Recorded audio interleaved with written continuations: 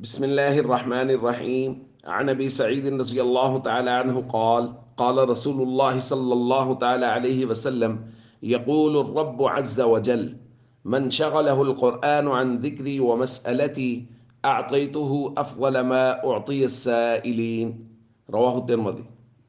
نبی کریم صلی اللہ علیہ وسلم نے ارشاد فرمایا کہ اللہ رب العزت ارشاد فرماتے ہیں، یعنی یہ حدیث قدسی ہے کہ جس شخص کو قرآن کریم نے میرا ذکر کرنے سے اور مجھ سے دعا مانگنے سے مشغول کر رکھا ہو، یعنی وہ قرآن کریم پڑھنے پڑھانے میں اس قدر مصروف ہے کہ اس کو ذکر کرنے کا، دعا مانگنے کا وقت نہیں مل رہا،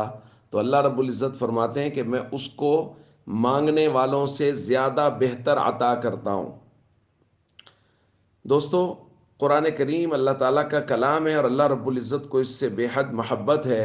اور اس محبت کا ایک عکس یہ ہے کہ اللہ فرماتے ہیں کہ لوگ دعائیں مانگتے ہیں، ذکر کرتے ہیں، لیکن جو شخص قرآن پڑھتا رہتا ہے، قرآن میں اس قدر مصروف رہتا ہے کہ اس کو ذکر کرنے کا، دعا مانگنے کا وقت نہیں ملتا،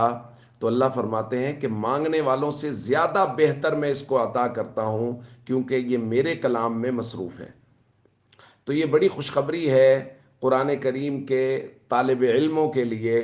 اور جو قرآن کریم پڑھتے اور پڑھاتے ہیں، اور خاص طور پہ رمضان المبارک میں جن لوگوں کو قرآن کریم تراویح میں سنانا ہوتا ہے، چونکہ وہ سارا دن قرآن کریم کی تلاوت میں مصروف رہتے ہیں کہ انہوں یاد کرتے ہیں، کیونکہ رات کو انہوں نے تراویح میں سنانا ہے، تو اس کی وجہ سے ان کو زیادہ ذکر کرنے کا، دعا مانگنے کا موقع نہیں ملتا۔